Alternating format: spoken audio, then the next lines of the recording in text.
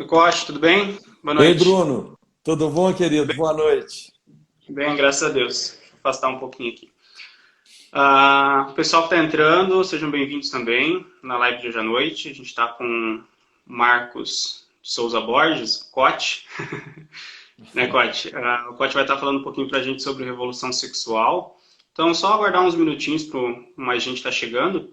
Se quiser estar conversando, falando alguma coisa, pastor, fica à vontade. Tá, só vamos aguardar a turma aí, né?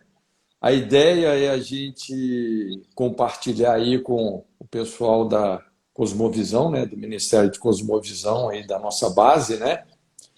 Foi uma solicitação lá da Rogelma. Espero que ela esteja aí ligadinha também, apesar que ela está na África do Sul, lá é 5 horas para frente, né? É Sim, deixa eu isso? só ajeitar o celular aqui. Acho que fica melhor. Sim, é para ser meia-noite quase lá, 11h30, meia-noite, meia-noite e meia, por aí. Ah, então literalmente ela está fazendo a meia-noite agora. Provavelmente ela vai estar assistindo, assim. Mas a ideia é a gente compartilhar um pouco aí sobre esse tema, né, que é a revolução sexual. É um tema, assim, na verdade, bem extenso, bem longo, né? Nós vamos tentar dar uma sintetizada e uma resumida, né?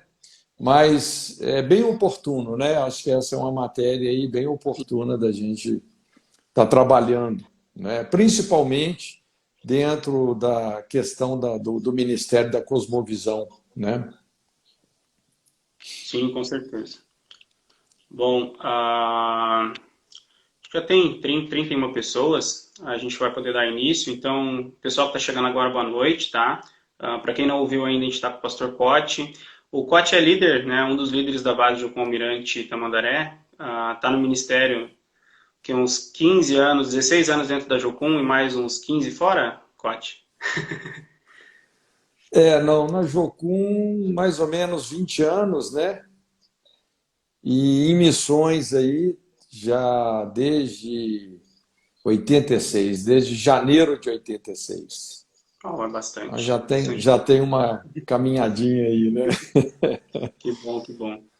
A gente vai estar falando, como o Cote falou, do tema revolução sexual. Pelo que eu andei dando uma olhada, o tema ele é mais uma abordagem histórica e sociológica referente a isso, Cote? Seria mais ou menos baseado nisso?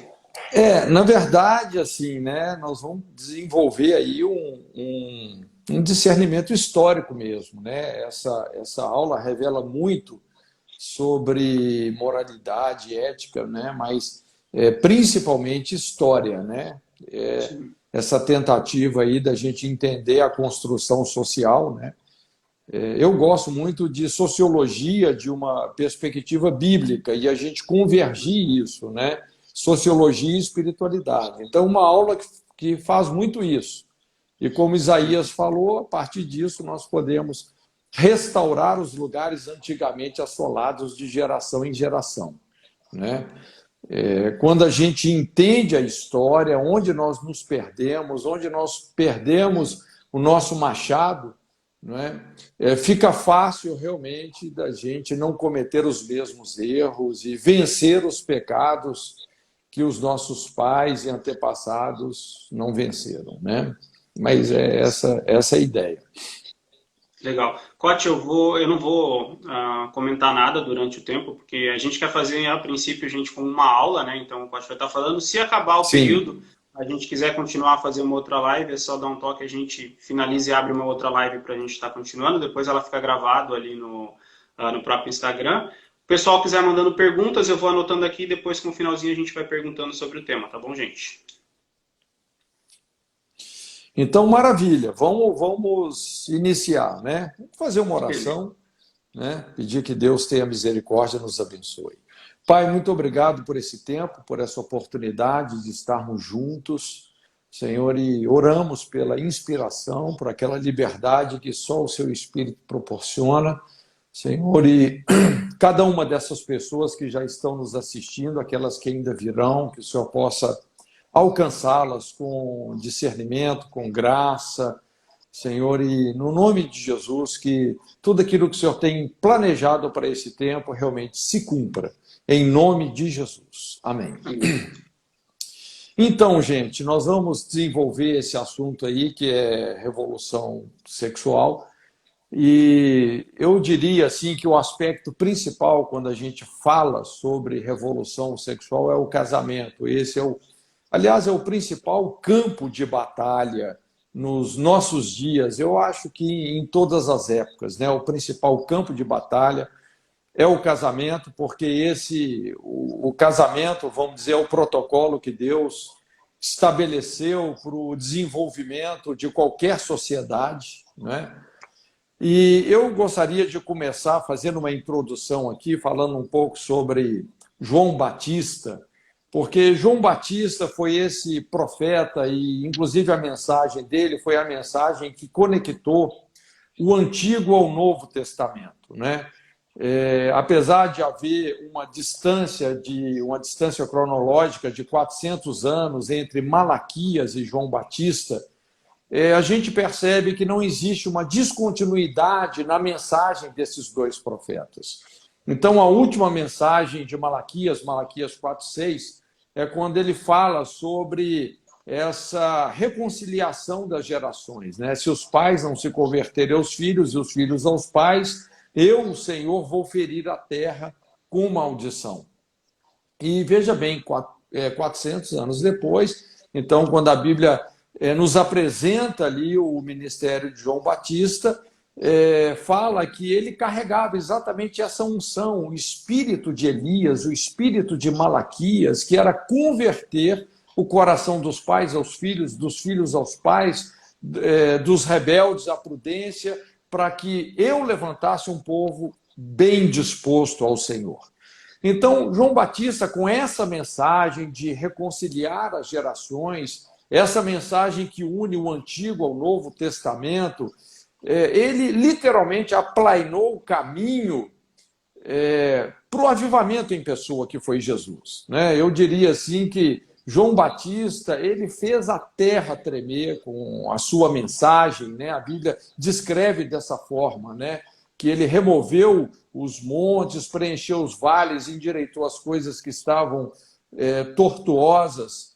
E então, com essa mensagem, não apenas um reencontro entre pais e filhos, um reencontro entre gerações, mas também a mensagem de João Batista, ela vinha na direção de lidar com a cultura vigente de adultério, divórcio, né? Porque é interessante, onde que se fundamentava essa desconexão entre as gerações, essa rebelião entre pais e filhos, não é? Exatamente na destruição do casamento.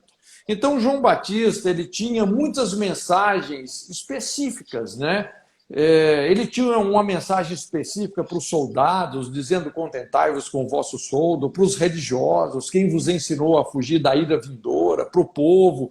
Mas ele teve uma mensagem que ele ministrou que causou a sua decapitação, que foi quando ele se levantou contra o pecado, contra o casamento, confrontando Herodias, né, dizendo: olha, não te é lícito possuir a esposa do seu irmão. Essa foi a mensagem que realmente mexeu mais profundamente com as estruturas sociais, com a estrutura de governo.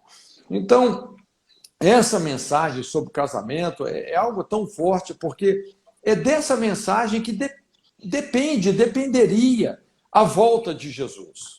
A mensagem dos últimos dias é essa, é o casamento, né? Eu sempre digo que o reino de Deus caminha para uma plenitude que é o casamento. Qual que é a plenitude do reino de Deus? Não é? A volta de Jesus. O que é a volta de Jesus? Nada mais é do que as bodas do Cordeiro. É um casamento, por mais que atualmente o casamento aí para muita gente esteja em descrédito, seja uma coisa antiquada, dos conservadores antiquados, mas, na verdade, essa é a mensagem mais plena do reino de Deus. E João Batista, ele usou uma linguagem muito estranha, porque ele foi o primeiro profeta a reconhecer Jesus como o noivo. Não é? Então, Casamento é o princípio que melhor descreve como será o nosso relacionamento com Deus na eternidade. É por isso até que a Bíblia fala que no céu não se casa, nem se dá em casamento. Por que nós não vamos nos casar no céu? Exatamente porque nós seremos casados com o Cordeiro. Em Mateus 22:8, ali a parábola das bodas, alguns teólogos acreditam que essa foi a última mensagem de Jesus, ou seja, um convite para o casamento. Lá em Hebreus 13:4, né, esse texto fabuloso, quando a Bíblia fala assim: venerado seja entre todos o matrimônio, o leito sem mácula, porém, aos que se dão à prostituição, aos adúlteros, Deus os julgará. Então, o casamento é a mais santa e poderosa instituição humana. Como igreja, nós sempre corremos o risco de perdermos a mensagem do Evangelho. Não é? É interessante, isso já aconteceu em muitos lugares, em diversas épocas da história. A tendência egoísta do ser humano faz com que as pessoas peguem apenas aquela parte do Evangelho que lhes interessa. E, aos poucos, a corrupção vai se generalizando, a apostasia se estabelece. Nós sabemos que ser um seguidor de Jesus tem o seu preço, não é? Envolve renúncias, perseverança, paciência, humildade, coerência e, acima de tudo, integridade. E a principal plataforma para nós exercitarmos esses valores é o casamento, é a família. Eu sempre digo que um bom casamento não é fácil, não é barato, não é instantâneo. É interessante como que uma paixão pode rapidamente se transformar em aversão e repúdio quando se vive em subserviência aos instintos e desejos, em uma busca incontida e sem fim pela autossatisfação.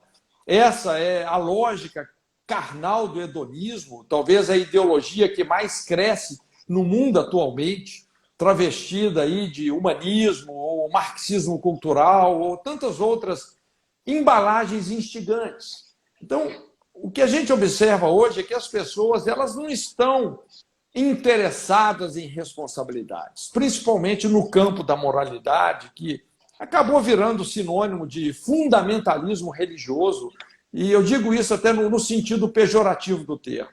O que importa tipo assim, é o meu direito de ser feliz, né? É a política do não sofrimento em detrimento da consciência moral. A gente observa isso claramente. Não existe mais fidelidade ao casamento, mas ao sentimento. Não somos mais fiéis ao outro, mas ao que nós sentimos. Então, o que governa já não é mais a responsabilidade moral, mas é a química corporal. Não importa os referenciais, os valores, apenas aquela autogratificação imediata, né? Isso é o hedonismo, o prazer pelo prazer. Então, uma maneira ingênua e tola de pensarmos as consequências das nossas escolhas. E eu diria isso, nós estamos nos tornando em um mundo hedonista, leviano, de pais fracassados, famílias fragmentadas, impondo uma cultura de orfandade em torno da qual orbitam as maiores tragédias sociais. Interessante, está cada vez mais difícil encontrarmos alguém que veio de uma família inteira, funcional, não é? E isso, aos poucos, isso vai produzindo um paradigma maligno, uma sinistra distorção do propósito divino, que culmina nisso, o conceito de família sem o casamento, né? É onde nós vamos chegar até nessa construção que nós vamos fazer através desse discernimento histórico aqui que nós vamos dar sobre o casamento. E quando você tira o casamento da família, porque essa é a nova moda, é um conceito de família sem o casamento, né? Quando você tira o casamento da família, você elimina também o exercício da fidelidade, do compromisso, do respeito, da confiança, do altruísmo, da aliança, que são as virtudes que garantem a formação de um bom caráter, o sucesso de qualquer relacionamento. Esse é o maior segredo, indiscutivelmente, para a criação de filhos. Então, a saúde e o futuro de qualquer sociedade dependem, basicamente, de uma só coisa: como essa sociedade define o casamento. Um dos aspectos mais importantes da bênção divina é que ela está vinculada não ao indivíduo, mas à família. Eu gosto muito ali em Gênesis 12, 3, quando Deus explicando como isso funciona para Abraão, ele fala assim: em ti serão benditas todas as famílias da terra. Né? Deus não falou em ti serão abençoados todos os indivíduos, mas todas as famílias da terra. Ou seja, a bênção de Deus, ela depende da funcionabilidade do sistema familiar. Esse discernimento é fundamental em sociologia. Então, desse quadro atual, surgem essas questões que eu disse, né? Como que nós podemos dar respostas espirituais para os problemas sociais, tantos dilemas sociológicos. Hoje nós temos aí uma guerra urbana orbitando em torno de violência, não é? Tantas situações complexas, né? Lá em Salmo 11:3, o salmista diz: destruídos os fundamentos, o que poderá fazer o justo? E o meu propósito, inclusive com essa mensagem, que essa é uma mensagem que nos arremete não só para um avivamento necessário, mas para uma reforma necessária, uma reforma social, uma reforma da igreja. E reforma tem muito a ver com alicerces, com esses fundamentos. Então, para compreendermos melhor quais são as influências que mais têm afetado a nossa geração e de onde elas vêm, como elas começaram, como elas se desenvolveram, eu penso que é fundamental nós mencionarmos 4 grandes revoluções que aconteceram na história humana, no campo aí da sexualidade, do casamento. E é interessante como essas revoluções sexuais produziram grandes repercussões. Com isso, então, nós podemos ter em mãos uma abordagem histórica, sociológica, acerca do casamento, da sexualidade, esse discernimento específico das heranças culturais que mais têm influenciado o comportamento dessa presente geração. Então, veja bem, nós vamos trabalhar aí com essas 4 principais revoluções sexuais. Primeira, a revolução sexual que aconteceu com o ministério aí, a partir do ministério de Jesus, também a igreja primitiva. Depois nós vamos falar sobre o movimento monástico, também a terceira revolução sexual com Lutero e a reforma protestante, e por fim a revolução sexual de 1960, que teve muito a ver com o desenvolvimento do marxismo cultural.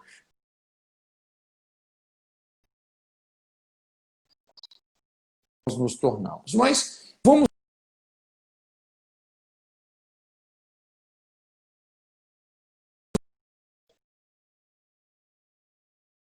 uma revolução, mas foi uma restauração e que precisa de ser mencionada, né? Como nós falamos, iniciando-se a partir da mensagem de João Batista, não é? Teve o seu auge aí com Jesus, e essa mudança realmente dentro do relacionamento e da importância do relacionamento entre o homem e a mulher, sexualidade, isso foi alcançando uma profundidade e uma abrangência maior com o impacto que a igreja primitiva acabou tendo. Não é?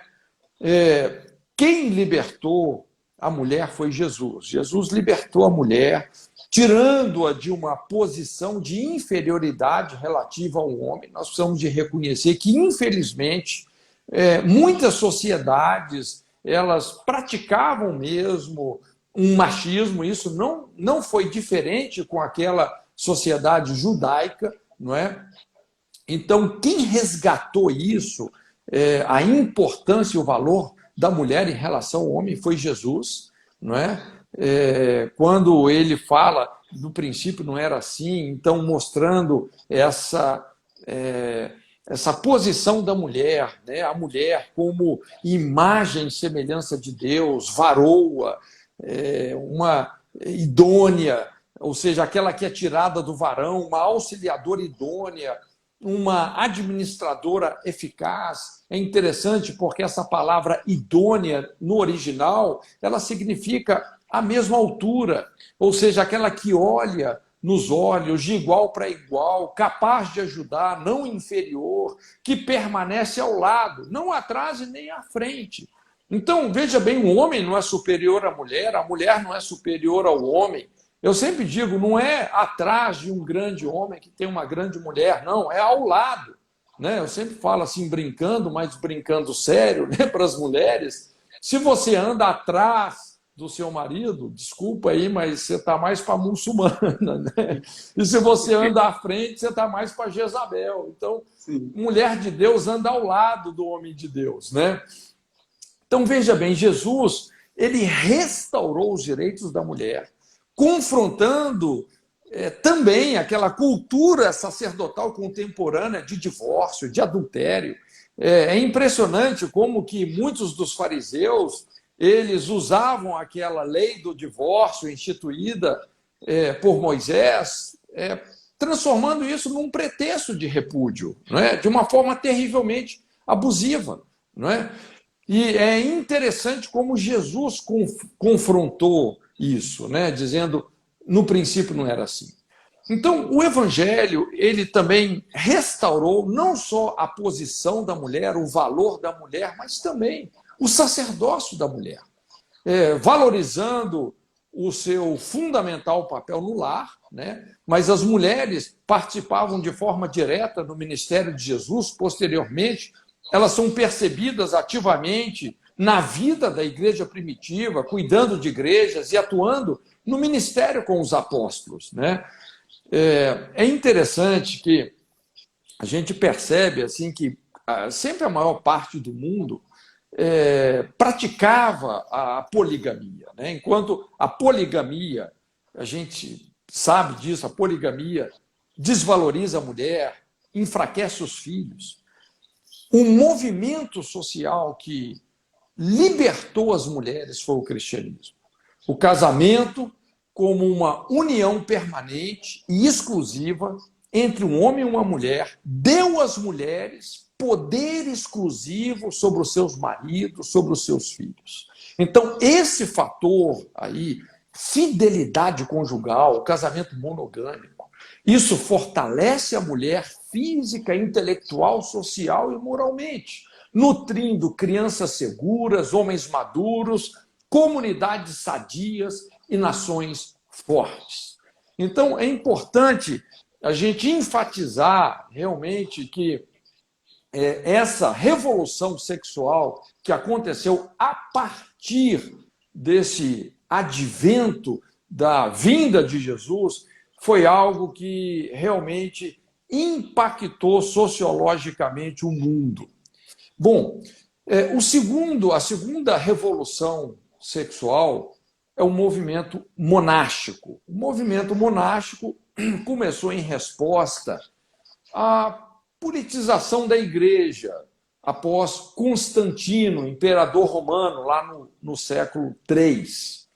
Então, quando foi havendo um pouco dessa mistura da igreja com o governo, não é? Tudo isso no contexto do Império Romano, Constantino supostamente havia se convertido ao Evangelho e começou a interferir de uma forma abusiva na igreja. Então, com isso, muitos cristãos, com o intuito de preservarem a sua espiritualidade, optaram por um estilo de vida que propunha o isolamento da contaminação mundana.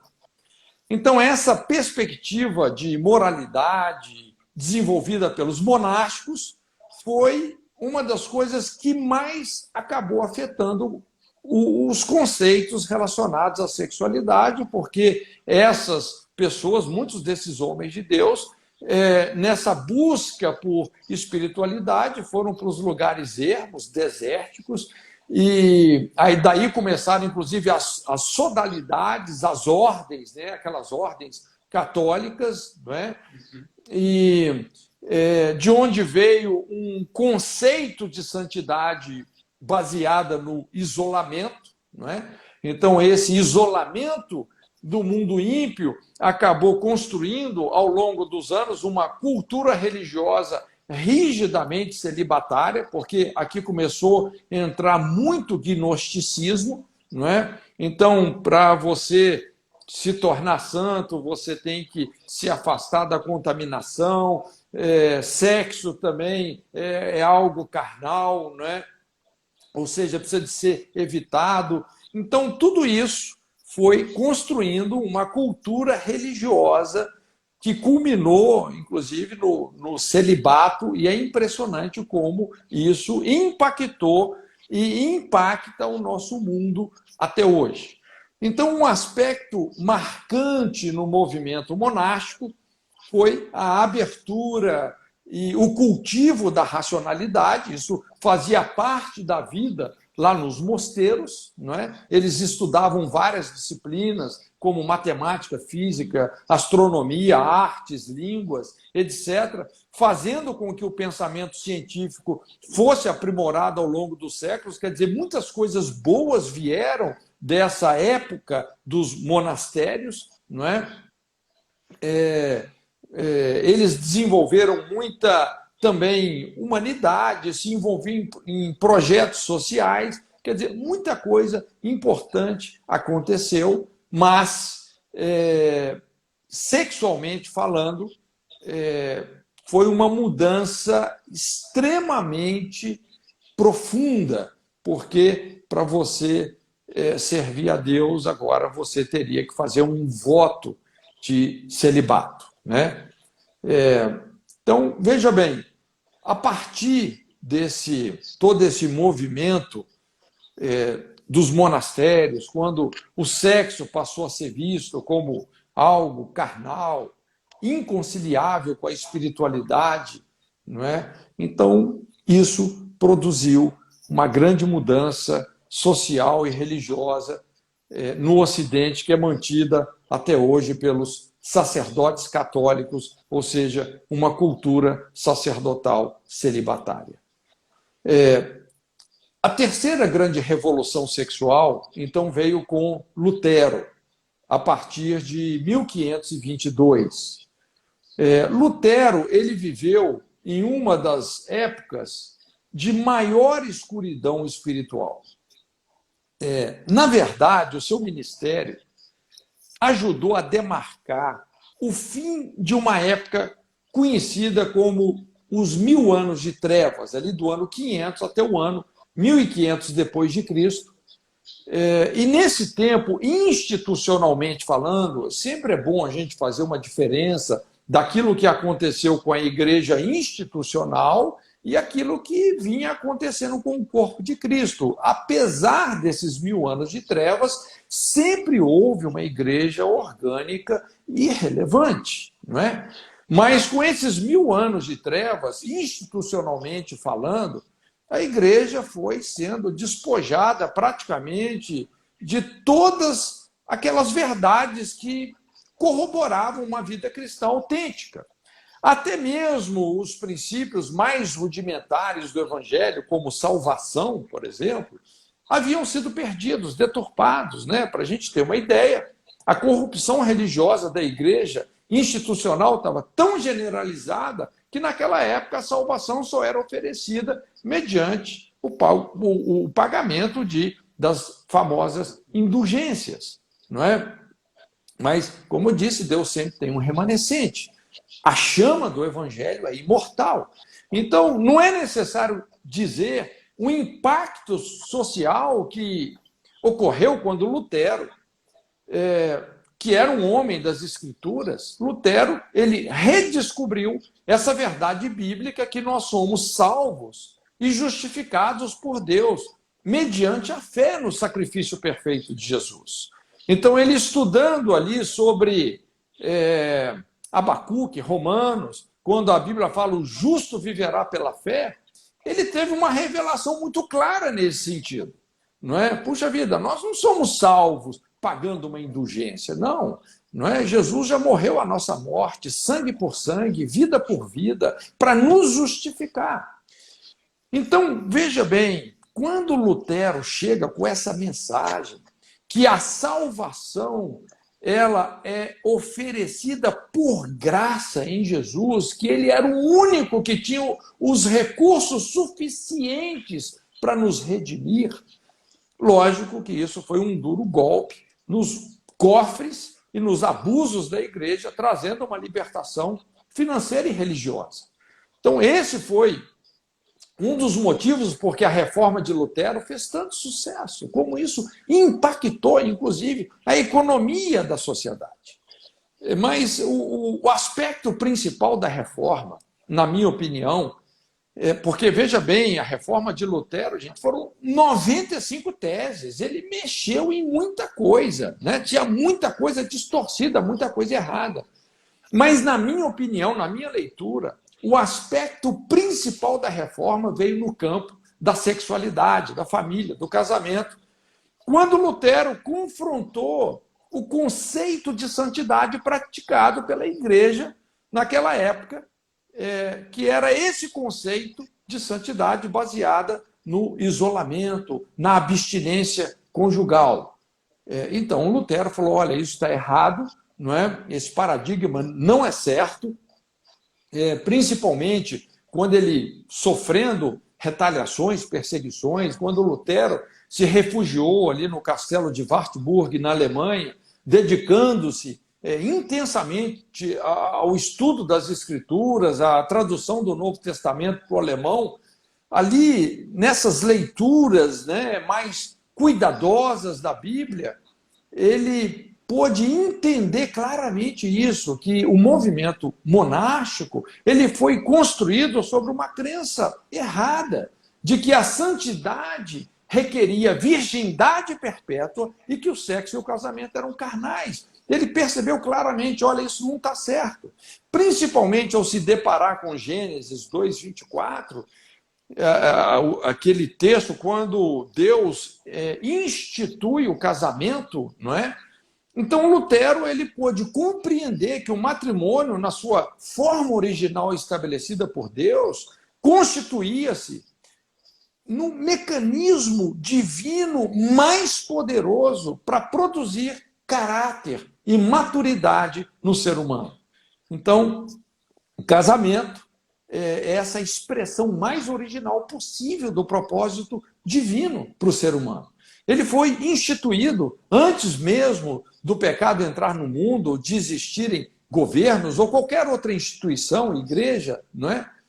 Então, essa foi a conclusão que a gente percebe ali nas Escrituras, inclusive em Gênesis 2:18, né? Porque é interessante, na criação, a cada dia, Deus sempre vai dizendo, e viu Deus que era bom, e viu Deus que era bom, e quando chega ali no verso 18, Deus fala, não é bom que o homem esteja só. Então, depois de tanta coisa que era boa, né, que agradou os olhos de Deus, de repente Deus falou, tem algo que não é bom, que o homem esteja só. E Lutero, ele percebe isso. Ele redescobriu essa mesma percepção divina. Ele entendeu claramente que, apesar do sucesso dos mosteiros e dos monastérios em desenvolver racionalidade, eles não estavam cultivando caráter, o que haviam sido criados para fazer. Então ficou evidente para ele que o princípio original de Deus para produzir santidade e maturidade está associado ao casamento, à procriação, cuja participação dos líderes religiosos estava proibida. Naquela época, para você ser um monge, um ministro do evangelho, um padre, você tinha que se abster de um relacionamento conjugal. Então, concluindo que o sexo era parte da criação boa e perfeita de Deus, o conceito de santidade pregado pela igreja naquela época, essa cultura vigente dos monastérios, baseada em abstinência conjugal, estava essencialmente equivocada. Então, Lutero levou esse entendimento muito a sério, inclusive decidindo se casar com uma ex-freira, né, a Catarina von Bora. A partir disso, eles discipulavam as pessoas a partir da sua família. Isso se tornou uma arma nas mãos dos seus adversários para atacar a reforma. Muitos questionavam Lutero, dizendo que ele simplesmente não conseguia suportar os seus impulsos sexuais, mas é interessante que ele sempre respondia a esse tipo, né, de ataque, dizendo assim: 1 ano de casamento me santificou mais do que 10 anos de monastério. Então, esse é o poder do casamento. O casamento, ele traz à tona o que há de pior em nós, mas também nos refina. O casamento monogâmico desafia o caráter humano, estabelecendo uma aliança por toda a vida, onde nós temos que aprender a conviver com uma pessoa de sexo oposto, totalmente diferente de nós, exercitando fidelidade, confiança, compromisso, transparência e muitos outros valores implícitos na natureza divina. Então, isso, veja bem, olha a sabedoria de Deus, isso é um cheque-mate nas nossas estruturas de egoísmo, independência. Por isso que Lutero sempre dizia que, na verdade, o casamento e não o mosteiro é a verdadeira escola do caráter, produzindo pessoas sadiamente emancipadas e maduras. O sexo matrimonial, não o celibato, é que constrói uma cultura forte. Então, hoje, mais do que nunca, é evidente, quando a gente olha para trás, a gente pode enxergar claramente os resultados da cultura celibatária, né? Que acabou só produzindo religiosidade e imoralidade.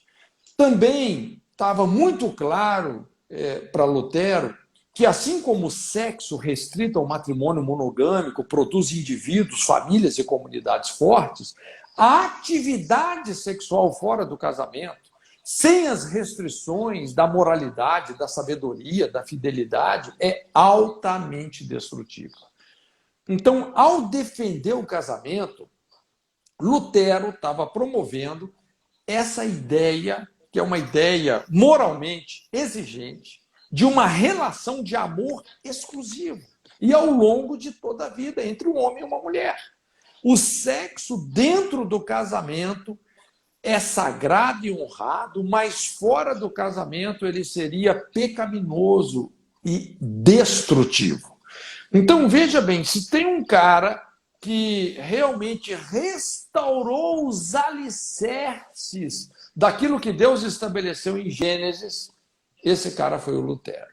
Ele restabelece os valores bíblicos para o casamento, os quais literalmente civilizaram a Europa. Então, a monogamia, lógico, ela é difícil, porque ela não pode ser sustentada sem uma espiritualidade que coloca o amor, a luxúria, uma submissão que tem como segredo que funciona como segredo de uma legítima autoridade, essa fidelidade conjugal como base da confiança, da intimidade. Então, realmente, como uma escola que aprimora a índole humana, o casamento monogâmico, ele é difícil, ele é altamente desafiador.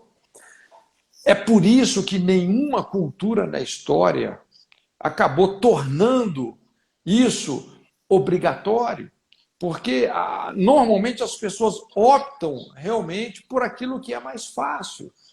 Então, essa é uma ideia assim muito essencial da Bíblia, das Escrituras, da cultura judaico-cristã, não é?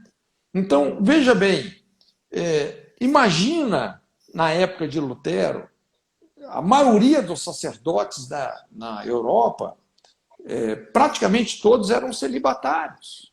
E, de repente, Lutero chega com essa mensagem. Olha, se você quer agradar a Deus, servir a Deus, é melhor que você se case. Você estará moralmente mais preparado, mais protegido, se casando, do que indo para um monastério. Então, isso realmente causou uma enorme revolução. Esse conceito da fidelidade matrimonial e também da vocação profissional como expressão de adoração a Deus, associados ao ministério cristão, isso se espalhou por todo o mundo, especialmente na Inglaterra e em outros países do norte europeu, com o ímpeto de uma grande e consistente revolução a partir da Casa de Lutero em Wittenberg. Com essas bases familiares já bem fortalecidas, é que, então, os puritanos britânicos, fugindo da perseguição religiosa ali na Inglaterra, juntamente com as suas famílias, chegam na América do Norte em busca de liberdade, de uma nova Inglaterra.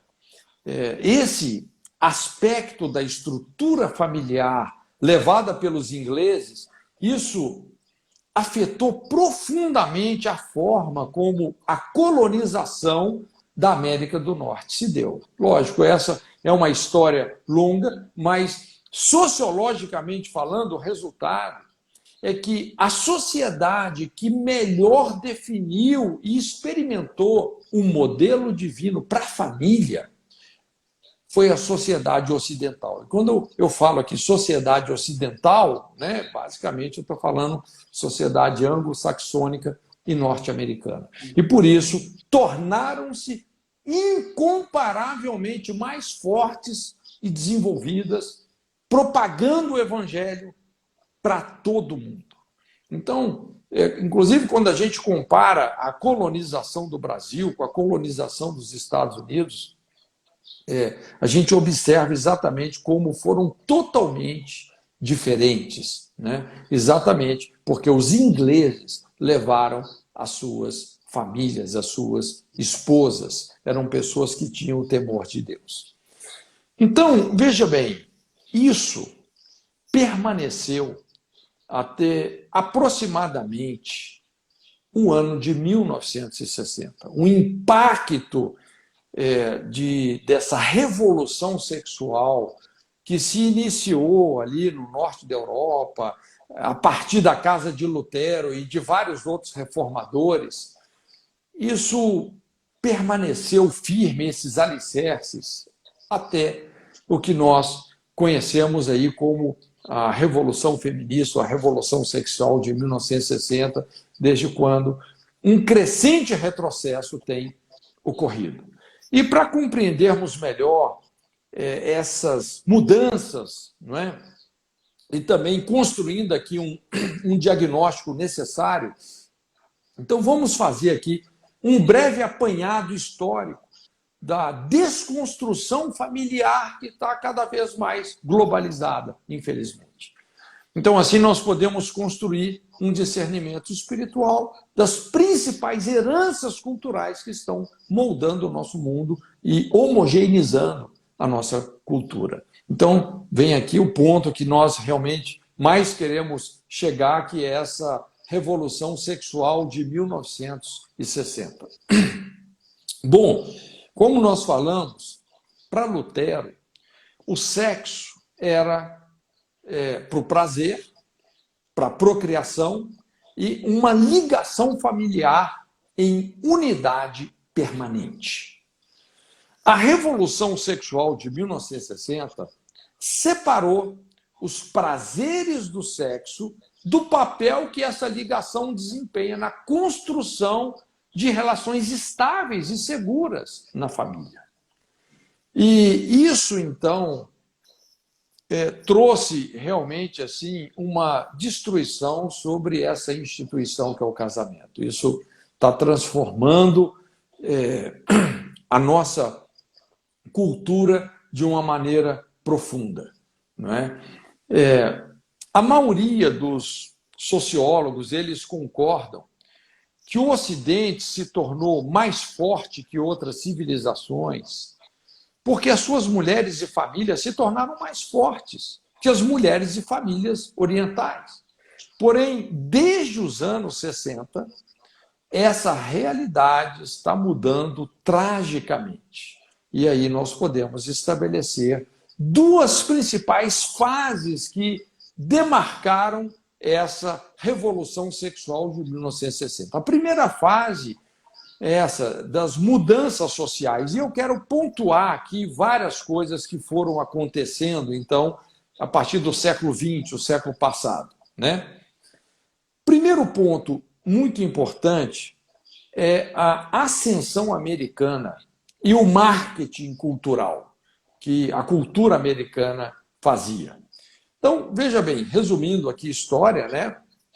Abalada por ser o palco de tantas guerras na primeira metade do século XX, a Europa deixa de ser a grande potência mundial, dando lugar para os Estados Unidos. Então, veja bem, acontece aqui, né, quando termina a Segunda Guerra Mundial, acontece uma transferência geográfica de potência. Então, beneficiados pela vitória nas guerras no continente europeu, acabou que o mundo ali foi dividido, né? Os despojos de guerra, vamos colocar assim, foram divididos entre duas nações, né? Que se tornaram as duas potências, os Estados Unidos e a União Soviética, né? Então, com isso, os Estados Unidos eles se transformam na maior potência econômica, energética, científica, bélica do mundo, seguida pela Rússia. Ou melhor, pela União Soviética, né? O crescimento aí dos Estados Unidos atingiu muitas outras áreas, dentre elas indústria cinematográfica, comunicação, o entretenimento e principalmente essa expertise em propaganda e marketing, né?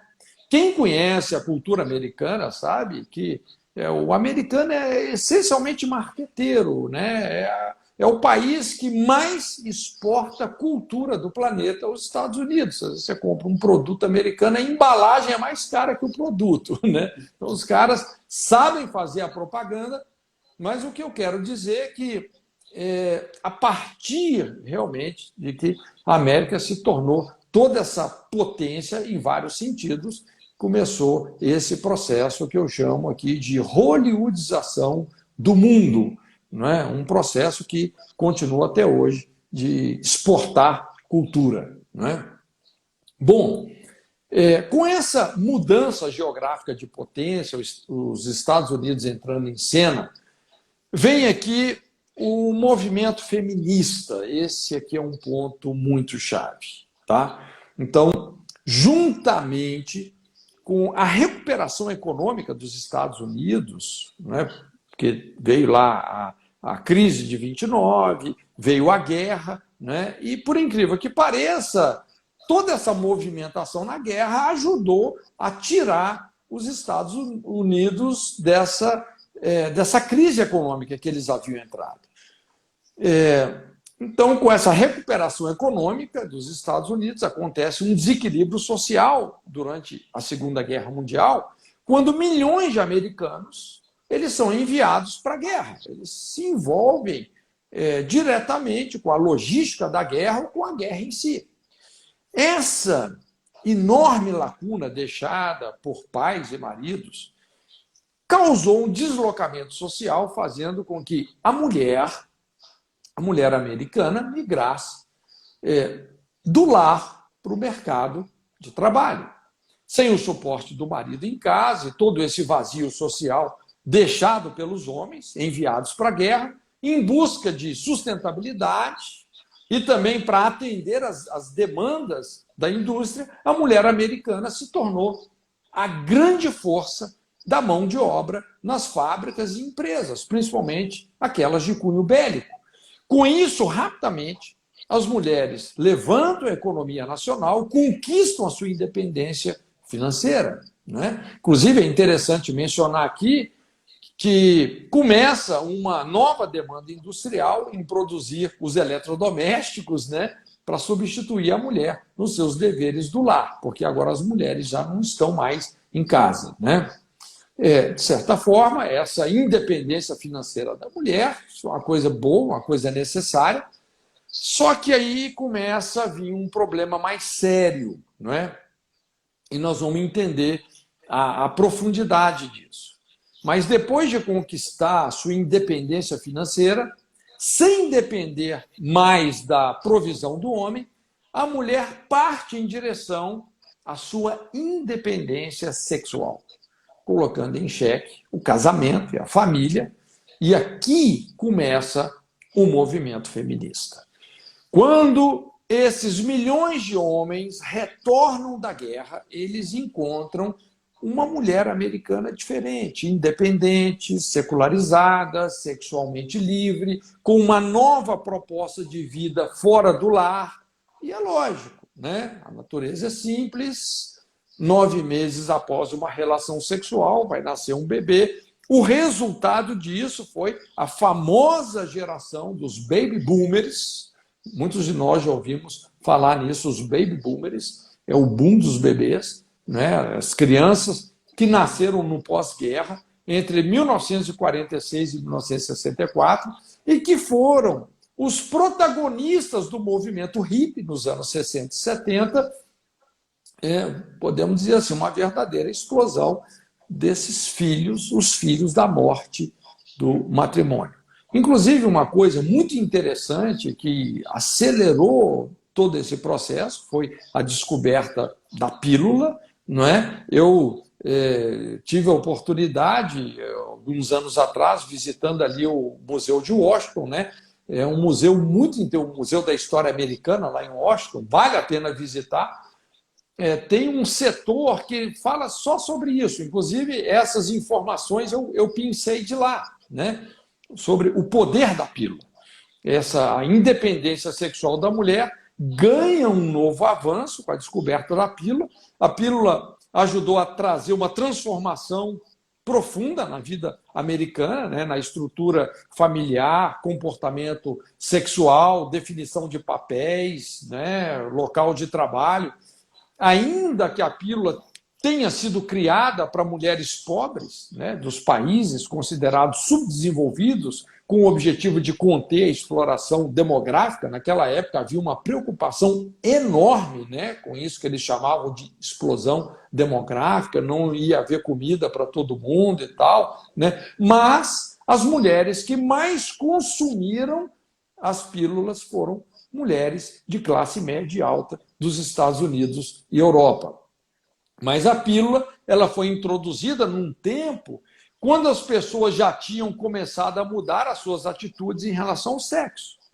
E as sequelas sociais, aí, né, todas essas sequelas sociais de tantas guerras, né, que os Estados Unidos foi se envolvendo, isso foi produzindo um forte movimento de contracultura, ou seja, um aumento no número de jovens que estavam tomando um novo rumo, um movimento feminista lutando por igualdade, a pílula, ou seja, e nós vamos ver aqui a revolução marxista, né, do marxismo cultural, tudo isso contribuiu para o que se tornou conhecido como Revolução Sexual de 1960.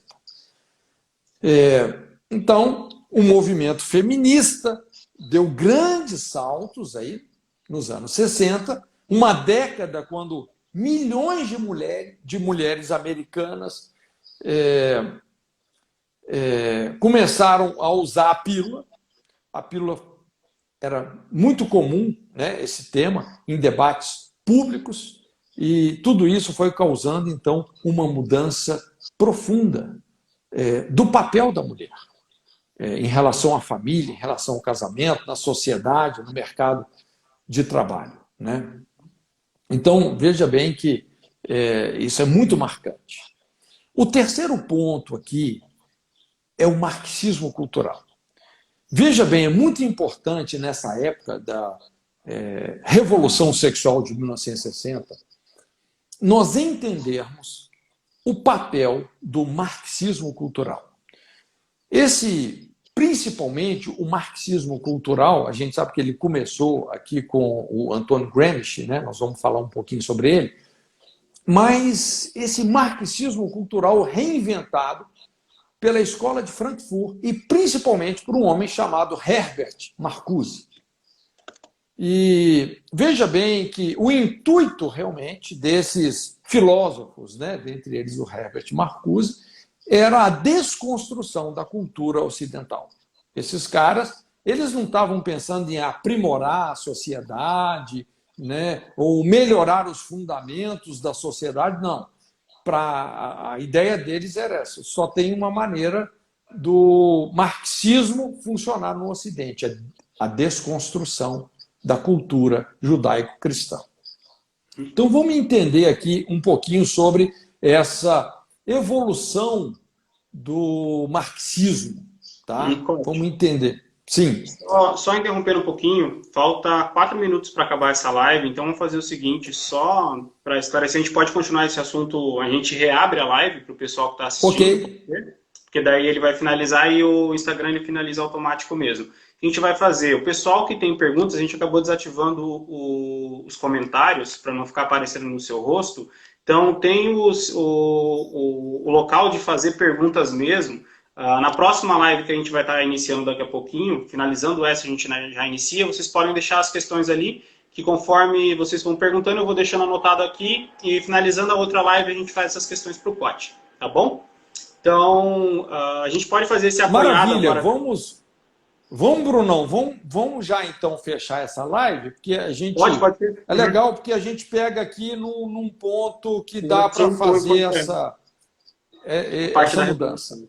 Uhum. Beleza, gente, então eu vou finalizar. Quem estiver assistindo, eu já vou abrir outra em seguida pelo Cosmovisão e pelo já chamando o Cote também. Então vocês aguardem ali 1 minutinho, 2 minutinhos, já podem estar iniciando, tá bom? Só um momentinho, Cote, já te chamo de novo. Ok.